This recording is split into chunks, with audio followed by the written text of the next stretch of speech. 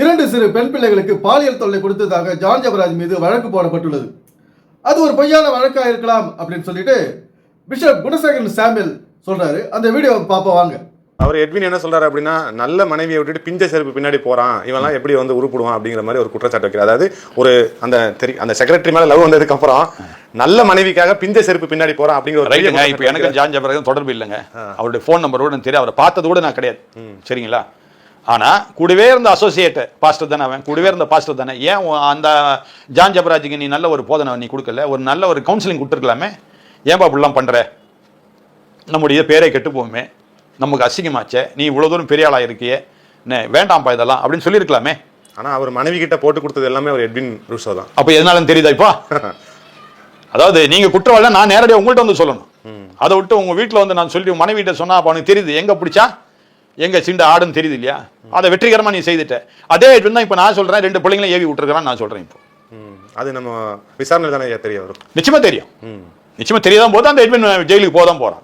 John Jebaraj சும்மா இருக்க மாட்டான்ல, அவன் மேல குற்றம் இல்லைன்னு தெரிஞ்ச உடனே ஜான் ஜெபராஜும் சும்மா இருக்க மாட்டான்.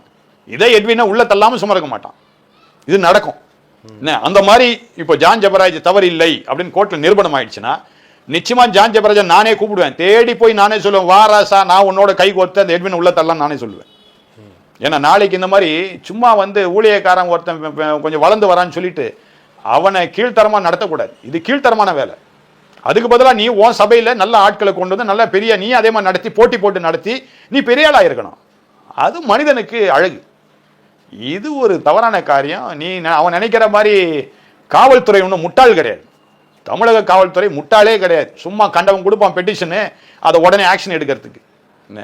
நான் என்ன சொல்லுவேன், காவல்துறை கொஞ்சம் மெத்தனமா இருக்குது. ஏன் மெத்தனமா இருக்குன்னா, சரி உண்மை எதுன்னு தெரியும், என்ன மாதிரி 4 பேர் பேசுவாங்க, இதில் யார் உண்மையை பேசுறாங்க காவல்துறையும் கவனிப்பாங்க.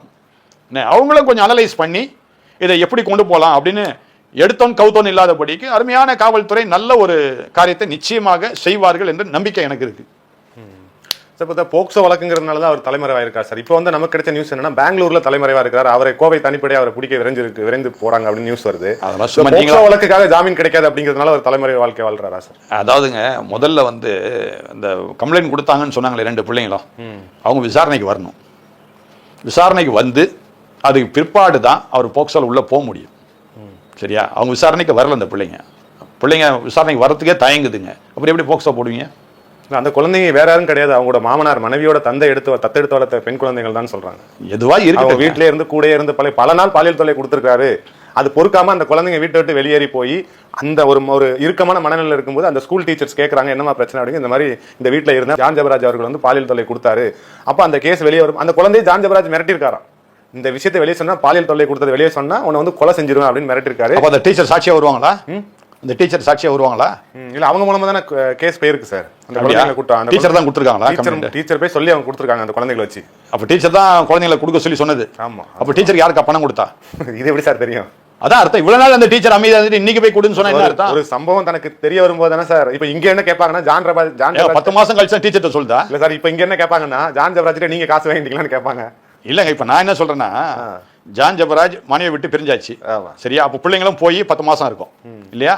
அப்ப அன்னைக்கே சொல்லாத பிள்ளைங்க இன்னைக்கே சொல்லுது. மனைவியோட போயிடுச்சு அந்த பிள்ளைங்க, 10 மாசம் ஆச்சு போய். ஏன் அன்னைக்கெல்லாம் சொல்லாம இன்னைக்கு சொல்றாங்க? உங்க பேச்சுக்கே நான் வரேன். அப்போ அந்த டீச்சர் பணம் வாங்கி இந்த பிள்ளைங்களை சொல்லியிருக்காங்க, இல்லைன்னா உன்னை ஃபெயில் பண்ணி விட்டுருன்னு சொல்லியிருப்பாங்க ஒரு இந்த பிள்ளைங்கள்ட்ட. அப்படியே இருக்கலாம். நான் இப்படி சொல்றேன். நான் நீங்க உங்களோட கருத்து, என்னுடைய கருத்தை நான் சொல்றேன். டீச்சர் பணம் வாங்கியிருக்கோம். இப்போ நீங்க சொல்லி தான் தெரியுது டீச்சர் மூலமா அது போய் செய்திகள் அந்த டீச்சர் மூலமா போய் அந்த டீச்சர் வந்து கம்ப்ளைண்ட் கொடுக்க சொல்லி. அப்போ டீச்சர் பணம் வாங்கிடுச்சு. எத்தனை லட்சம் வாங்கினாங்க தெரியல எட்வின் கிட்ட டீச்சர். இது நீங்க ஒரு குற்றச்சாட்டா வைக்கிறீங்க. எப்படி வேணா இருக்கலாம், என்னுடைய பார்வையில் அப்படி இருக்கு, அவ்வளவுதான். இப்போ நீங்க சொன்னதுனால நான் சொல்றேன்.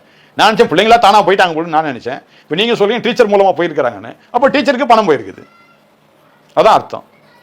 10 மாசம் ஆயிடுச்சு அந்த பிள்ளைங்க வீட்டை விட்டு போய். ஜான் ஜெபராஜ் கூட இல்ல. அப்போ 10 மாசம் என்ன பண்ணுச்சு அந்த பிள்ளைங்க? சார், இந்த குற்றச்சாட்டு அப்படிங்கறது நீங்க பாத்தீங்கன்னா ஜான் ஜெபராஜோட முதல் மனைவி குடும்பத்துல இருந்து கிளப்புற பிரச்சனை அப்படின்னு பாக்குறீங்களா சார்? நிச்சயமாங்க, அதுல சந்தேகமே கிடையாது. இதுக்கும் காரணம் யாருன்னா இதே எட்வின் தான்.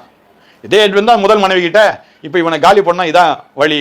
ஏன்னா ஜான் ஜெபராஜ் டிவோர்ஸ் அப்ளை பண்றாரு. டிவோர்ஸ் அப்ளை பண்ணும்போது இந்த அம்மா ஒத்து வர மாட்டுது டிவோர்ஸுக்கு. ஸோ வேற எந்த வகையில் இவனை காலி பண்ணலாம், இவனை அசிங்கப்படுத்தலாம், இவனை இனிமே இந்த கிறிஸ்தவ உலகத்திற்குள்ளே போகக்கூடாது, அதுக்கு என்ன வழி அப்படின்னு இவங்க எல்லாரும் டிஸ்கஸ் பண்ணி இப்படி ஒரு காரியத்தை செய்யறாங்க. ஆனா நிச்சயமா இவர் தவறு செய்யலன்னு நிரூபணம் ஆகும். சரிங்களா? ஜான் ஜெபராஜ் நல்லவர்னு சொல்ல வரீங்களா? எங்க இப்போ சென்னையில் YMCA college of physical education ஒன்று இருந்தது, தெரியுமா உங்களுக்கு? இருக்கு தெரியுமா உங்களுக்கு? நந்தனத்தில். நந்தனம் தெரியும். அதில் ஒரு பிரின்சிபலை தூக்கி போக்சோல போட்டாங்க, உங்களுக்கு தெரியுமா? அது தெரியுமா தெரியாதா? கேள்விப்பட்டீங்க. என்ன ஆச்சு? அவர் ஒண்ணுமே இல்லைன்னு வெளியே வந்துட்டாரு. கல்லூரி மாணவிகளே கொடுத்த ஒரு கேஸ், அதுவே ஒன்றும் இல்லாமல் போயிடுச்சு. இது சின்ன பிள்ளைங்களுக்கு என்ன தெரியும் சொல்லுங்க? சின்ன பிள்ளைங்க தூண்டுதலால் தான் சொல்லியிருப்பாங்க, கல்லூரி மாணவிகளே அதான் சொல்லிட்டாங்க. மற்ற லெக்சர்ஸ்லாம் எங்களை தூண்டி சொல்ல சொன்னாங்க, அதனால் நாங்கள் சொன்னோன்ட்டாங்க, முடிஞ்சு போச்சு கதை. அவர் வெளியே இருக்கிறாரு. ஜான் ஜெபராஜோட செயல்பாடுகள் நடவடிக்கைகள் கூட ஒரு ஆர்வ கோளாறான மாதிரியான விஷயங்கள் தான் உங்களுக்கு தோணுதா சார்? அப்படிதான் உங்களுக்கு தோணுதா, இல்லை ஒரு மெச்சூர்டான பர்சன் மாதிரி தான் பிஹேவ் பண்றாரு? அதாவதுங்க, இந்த தெருவில் போகும்போது பாம்பாட்டிங்களை பார்த்துருப்பீங்க. ஒரு 2 பாம்பை வச்சுக்கிட்டு குடு குடு தட்டிக்கிட்டு அவன் ஏதாவது கத்துவான். அவன் என்ன கத்துறான்னு நமக்கு தெரியாது. ஆனா அவனை பார்க்கறதுக்கு முதல்ல ஒரு 4 பேர் நிற்பாங்க. அந்த 4 பேரை பார்த்துட்டு இன்னொரு 4 பேர் சேருவாங்க. இப்படி கூட்டம் சேர்ந்துடும். சரியா? கூட்டம் சேரும் போது அவன் ஏதாவது ஒரு வித்தையை காட்டுவான். அந்த மாதிரி கூட்டம் சேர்க்கறதுக்கு ஒரு வித்தை காட்டினவர் ஜான் ஜெபராஜ். ஒரு விதமான ஒரு கூட்டத்தை சேர்த்துட்டார். இப்போ ஜான் ஜெபராஜ் வரானா ஒரு பெரும் கூட்டம் வரும். மோகன் சி லாசர் சொன்னா அதுக்கு ஒரு தனி கூட்டம் வரும். அது வேறு விதமான கூட்டம், இது வேறு விதமான கூட்டம். ஜான் ஜெபராஜுக்கு இளைஞர்களுடைய கூட்டம் வருது, மோகன் சி லாசருக்கு வயதானவர்களுக்கு கூட்டம் வரும். இப்படிதான் நடக்குது. ஜான் ஜெபராஜ் அவருடைய மனைவியை வீட்டை விட்டு பிரிந்து 6 மாத காலம் ஆகிறது. ஆனா இப்பதான் வந்து அவர் மேல கேஸ் போடுறாங்க. கேஸ் போட்ட பிறகு என்ன சொல்றாங்க? அவர் தலைமறைவாயிட்டாரு அப்படின்றாங்க. இந்த சிறுமிகளை ஜான் ஜெபராஜுக்கு எதிராக இவங்க ஏவி விட்ட விஷயம் இங்க நல்லாவே புரியுது. இப்ப ஜான் ஜெபராஜ் தலைமறைவாயிட்டாருங்க. இப்ப அந்த சிறு பிள்ளைகள் எங்க இருக்காங்க? ஜான் ஜெபராஜை கண்டுபிடிக்க முடியல. சிறு பிள்ளைகளை கூப்பிட்டு, அந்த பெண்களை கூப்பிட்டு விசாரிச்சுக்கலாம்ல. இது ஒரு அமைதியாகவே இருக்குது. ஜான் ஜெபராஜை காணோம் அப்படின்னு சொல்லிட்டு தான் இருக்காங்க ஒழிய அதுக்குண்டான முயற்சிகள் என்ன வேலை நடக்குது அப்படின்றது வெளிப்படையே தெரியல. ஜான் ஜெபராஜ் போயிட்டார், அவர் கண்டுபிடிக்கலன்னு வச்சுக்க, கண்டுபிடிக்க போறார். அதுக்கு முன்னால இந்த பிள்ளைகளை கூப்பிட்டு போய் நீங்க விசாரிக்கலாம்ல, அவர் மனைவி விசாரிப்பு பண்ணிக்கலாம். ஒண்ணுமே நடக்கலைங்க. ஒரு அமைதியாகவே இருக்குது. இந்த வேலை நடந்துங்குது, கேஸ் கொடுத்தாங்க காவல்துறைக்கு, அந்த காவல்துறை இந்த மாதிரி வேலையெல்லாம் பண்ணின்னு இருக்காங்க அப்படின்னு யாருமே சொல்லலை. இது வரைக்கும் அந்த மாதிரி வீடியோஸ் வெளியே வரல. ஏன்? ஒரு பொய்யான கேஸா இருக்கலாம்னு எனக்கும் சந்தேகம் தான். அது ஒரு பொறாமையின் காரணமாக ஏற்பட்ட ஒரு விளைவு தான் இது. அவருடைய வளர்ச்சியை இங்க கிரகிக்க முடியல, ஏற்றுக்க முடியல, ஜீரணிக்க முடியல அவருடைய வளர்ச்சியை. அது போன்ற ஆட்கள் வந்து இப்படிதான் பண்ணுவாங்க. ஏன்னா அவர் ஒரு சாதாரண ஒரு முத்தம் கொடுத்தது கூட பெரிய விஷயமா மாற்றி இன்னைக்கு அந்த ஆலயத்தை இடிச்சு, டிவியை உடைச்சி, பணத்தை எடுத்துட்டு போய் வீட்டுக்கு போயிட்டு எல்லாத்தையும் நாசம் பண்ணது ஒரு பொறாமையின் வெளிப்பாடு தான் இது. ஏன்னா ஜான் ஜெபராஜின் வளர்ச்சியை பொறுக்க முடியாத இந்த எட்வின் ரூசோ இப்படியெல்லாம் சிறு பிள்ளைகளை ஜான் ஜெபராஜுக்கு எதிராக இன்னைக்கு ஏவி விட்டுருக்காரு. ஒரு விஷயமா நடக்கல பாருங்க. இது வந்து கேஸ் கொடுத்து 4 நாள் ஆயிடுச்சு. இருந்தாலும் இந்த 4 நாள் ஜான் ஜெபராஜ் தலைமறைவு, ஜான் ஜெபராஜ் தலைமறைவுன்ற ஒரு வீடியோ தான் வந்துங்குது. இந்த பெண் பிள்ளைகளை விசாரிக்கிறாங்க அப்படின்னு யாரும் சொல்லலை. இது ஒரு வேணும்னு செய்யற வேலை தான். இதெல்லாம் ஒரு பிஸி மேன். அவர் ஜான் ஜெபராஜ் ஒரு பிஸி மேன். அவருக்கு என்ன அடுத்து என்ன செய்யலாம், எப்படி எந்த விஷயத்தை எப்படி செய்யலாம் அப்படின்றத யோசிச்சுட்டு இருப்பார். அந்த மாதிரி இருக்கும் ஒரு நிலைமையில இவ்வளவு இந்த மாதிரியான ஒரு வேலை செய்திருப்பாரா என்றது ஒரு கேள்விக்குறி தான். ஏன்னா ஒரு சாதாரண மனுஷன் கிடையாது, வேலை வெட்டி இல்லாத ஆள் கிடையாது, ஏன்னா சம்பாதிக்காத ஆள் கிடையாது. குடும்பத்தில் உள்ள வீட்டுக்குள்ள வரவங்களை பிடிச்சி சிறுமி சம்பந்தாரியா ஜான் ஜெபராஜ் அப்படின்றது. அவரு வெளியில ஓடிங்கிறாரு, வந்துங்கிறாரு. அவருக்கு வேணும்னா வெளியில எல்லாத்தையும் செஞ்சுட்டு வர முடியும். அப்படி இருக்கிறவர் மேல இப்படி 2 சிறு பிள்ளைகள் மேல ஏவி விட்டு செய்யறாங்கன்னா அது ஒரு பொறாமையின் வெளிப்பாடு தான். அவர் எப்படி அழிக்கணும், பணத்தை நமக்கு கொடுக்க மாட்டானே, எப்படி காணிக்க வர பணத்தை நமக்கு அதிகமா கொடுக்க மாட்டானே, நம்ம இடத்துல உட்காந்துன்னு நமக்கு பணத்தை கம்மியா கொடுக்குறானே, சம்பளம் கூட கொடுக்க மாட்டானே அப்படின்றதா என்னன்னு தெரியல. யாரு? எட்வின் ரூசர். இப்படியெல்லாம் மனைவி கிட்ட போட்டு 1க்கு 2 போட்டு கொடுத்து அதை மனைவி நம்பி இப்படியெல்லாம் நடந்து போச்சு. இப்போ ஜான் ஜெபராஜ் தலைமறைவுன்னு சொல்றாங்க. அந்த சிறு பிள்ளைகளை கூட்டு விசாரிக்கிறதுக்கு என்ன, எத்தனையோ பேர் கேஸ் நடந்துக்குது, எவ்வளோ விசாரணை நடந்துக்குது. போய் செய்யுங்க, எது உண்மை மக்களுக்கு சொல்லுங்க. நீங்கள் டிலாக இங்கே கிறிஸ்தவருடைய மானம் தான் போயிருக்கு.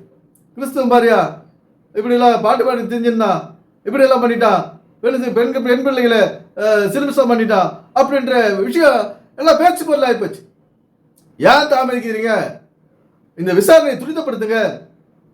ஒவ்வொரு விஷயத்தையும் அலசி ஆராய்ங்க. இது உண்மைதானா அல்லது பொய்யாக புனையப்பட்டதா, வேணும்னு போடப்பட்ட கேஸா இது, ராஜபராஜின் பொறாமையினால போடப்பட்ட கேஸா இது, நம்ம தான் பெரிய ஆளா இருக்கணும், ஜான் ஜபராஜ் வளர்ந்து விடக்கூடாது என்பதற்காக போடப்பட்ட கேஸா அப்படின்னு அதை அலசி ஆராயணும். என்ன, அப்பதான் ஒரு உண்மை தெரியும். அவர் ஜான் ஜபராஜ் ஒரு வேற ஒரு மாதிரியான ஆளா இருந்தா தகராறில் ஈடுபட்டிருப்பாரு, அடிதடியா இருக்க மற்ற விஷயம் நடந்திருக்காங்க. ஆனா அவர் சைலண்டா இந்த கொடுமைகளை தாங்க முடியாத, இந்த பேச்சுகளை ஏச்சுகளை பேச தாங்க முடியாத அவர் வீட்டை விட்டு போயிட்டார். எவ்வளவுதான் சொல்லி பார்க்கறதுங்க?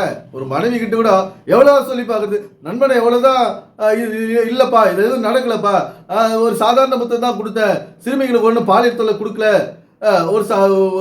ஒரு வாலிப பெண்ணுக்கு சாதாரண புத்தகம் தான் கொடுத்தேன், அதை போய் இப்படி பெருசாகிறீங்களே அப்படின்னு சொல்லி இவங்க கேட்காதவங்க கூட எப்படி இருப்பாங்க? எவ்வளவு ஆறுதல் சொல்றாரு, உண்மையை சொல்றாரு, நடந்ததை சொல்றாரு. இந்த உண்மையை தான் மனுஷன் புரிஞ்சுக்க மாட்டான். யாரு? பொய்யை நம்புவோம். மனித சுபாவன்றது என்னது? உண்மையை நம்ப மாட்டாங்க, பொய்ய சீக்கிரம் நம்பிடுவாங்க. கண்ணெதிர பார்க்கறத நம்ப மாட்டாங்க, காணாததை நம்புவாங்க. அதை நம்பி இன்னைக்கு குடும்பங்கள் வீணாகி கொண்டிருக்கிறது. எனவே சிந்திப்போம், செயல்படுவோம். நன்றி, வணக்கம் நண்பர்களே.